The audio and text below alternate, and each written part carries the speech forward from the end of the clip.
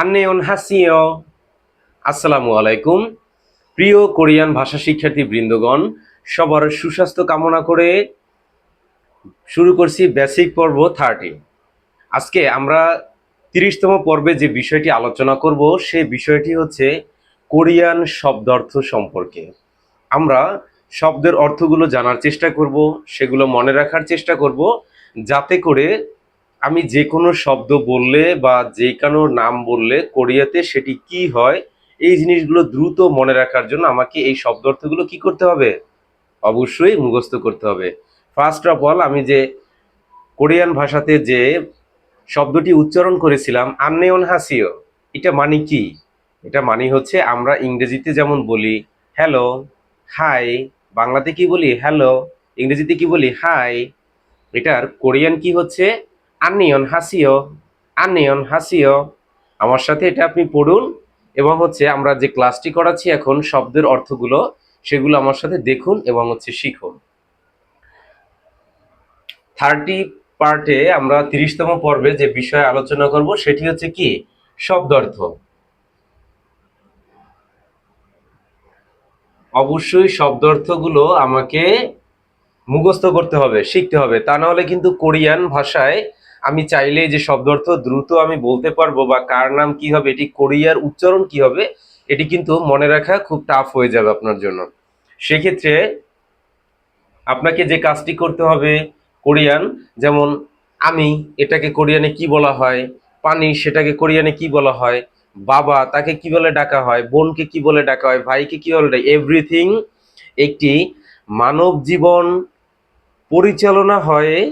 Just আপনি যে কথা বলে একজনকে ডাকবেন সেটা আপনি আপনার নিজের কাজের জন্য বা নিজের ভাষাটা বোঝানোর জন্য, সেক্ষেত্রে কিন্তু আপনাকে এটা অবশ্যই কি করতে হবে, শিখতে হবে। তাহলে আমরা শিখবো আজকে কি কোরিয়ান বেসিক কিছু শব্দার্থ। তাহলে বেসিক শব্দার্থে বেসিক শব্দার্থ, তাহলে এখানে দেখুন আমরা ছেলে, মেয়ে। এখন কোরিয়াতে ছেলে সে তাকে কি বলে কোরিয়ানে? কোরিয়ানে হচ্ছে কি আ, দ, উ, নিচে হচ্ছে ল, তাহলে কি হলো আদুল, উচ্চারণটি কি হচ্ছে আদুল। আদুল মানে কি ছেলে, কোরিয়াতে আদুল মানে কি হবে ছেলে। তারপরে কি রয়েছে দেখুন দুইটা থিয়ত, কিন্তু শব্দের তুলনাতে থিয়ত কি আকার উচ্চারিত হয়, ত আকার উচ্চারিত হয়। তাহলে আমরা ডাবল শব্দ, দ্বিতীয় শব্দ কিন্তু উচ্চারণের একটি বেসিক পর্ব ক্লাস প্রিভিয়াস ক্লাসে আমরা করেছিলাম। সেইখান থেকে আমরা যারা এই পর্বটি শিখেছি তাদের জন্য কিন্তু আজকে সহজ হয়ে যাবে। তাহলে দুইটা থ একাত্রে কি থাকলে থ থা নিচে ল থাল, এটি ত আকারে উচ্চারিত হবে। শব্দের প্রথম যদি থিয় থাকে তাহলে ত হবে। তাহলে থ দত আমরা কিন্তু পড়েছিলাম, হ্যাঁ। তাহলে কি হবে মেয়ে, তাহলে থাল তাল মানে কি হয় মেয়ে। তাহলে আদুল মানে হচ্ছে ছেলে, থাল তাল মানে হচ্ছে কি মেয়ে। তাহলে স্বামী, হ্যাঁ, যদি কোন আপু এই কোরিয়ান ভাষা এখন শিখতে চাচ্ছেন, অবশ্যই কি আপনার হাজবেন্ড রয়েছে, আপনি যদি বিবাহিত হয়ে থাকেন তাহলে আপনার স্বামীকে আপনি কোরিয়ান ভাষায় কি বলে ডাকবেন, সেটা আপনাকে শিখতে হবে না? 100% আপনাকে শিখতে হবে। আপনি যদি না শিখেন তাহলে কিন্তু আপনার হাজবেন্ডকে আপনি কোরিয়ান ভাষাতে ডাকতে পারবেন না।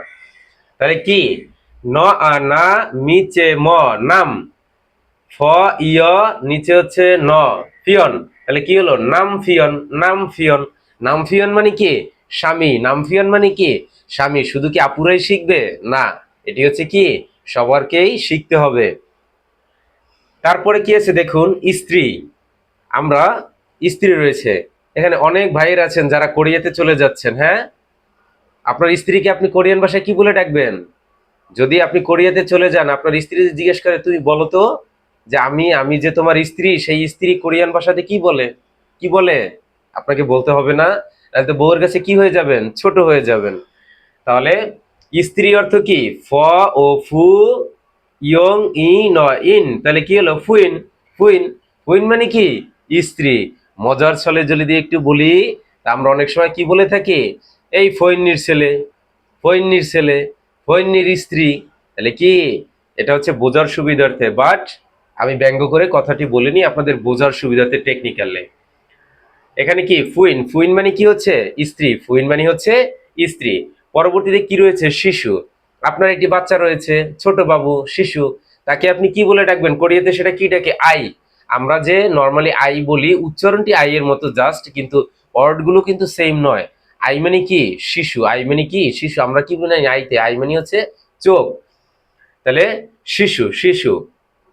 এখন হচ্ছে কন্যা, কন্যা মানে কি দুইটা থিয়র আর নিচে হচ্ছে রিয়ল, তাহলে এমনিতে নর্মালি কি হয় থাল, কিন্তু কি হবে থায়, থাইল, থাইল, থাই, টাই, তাহলে কি হবে কন্যা, টাই মানে কি কন্যা।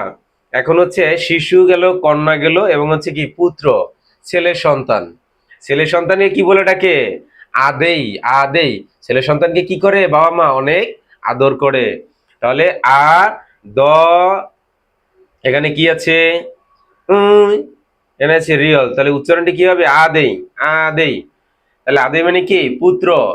এখন হচ্ছে বাবা, আপনি কি বাবাকে কি বলে ডাকবেন কোরিয়ানে, দেখুন ইয়ং আ ব অ আ ব অ বো আ বো জ ই জি, তাহলে কি হলো আবুজি, আবুজি, আবুজি মানে কি বাবা, আবুজি মানে হচ্ছে কি বাবা।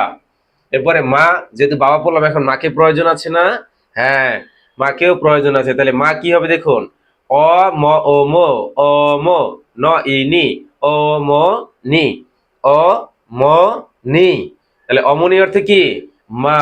এখন বাবা মা তো হয়ে গেল, আপনার ভাইয়েরও তো প্রয়োজন আছে, আছে না, তাহলে ভাই কি হবে দেখুন ছংজে, ছংজে, ছংজে, হিয়ত ইয় ইয়ং ইয়, তাহলে কি হলো জ অ ই জে, তাহলে কি হলো সংজে, সংজে অর্থ মানে কি ভাই, সংজে মানে কি ভাই।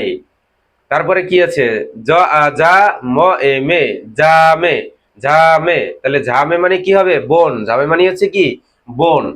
এরপরে কি হচ্ছে সৎ বাবা, যাদের নিজস্ব পিতা জীবিত নেই সৎ বাবা রয়েছে, বা দোনোজন পিতাই জীবিত আছে, তাহলে আপনার কি হলো সৎ বাবা। সৎ বাবা কি হবে আবুজি মানে ছিল কি বাবা, আপন বাবা, নিজের বাবা।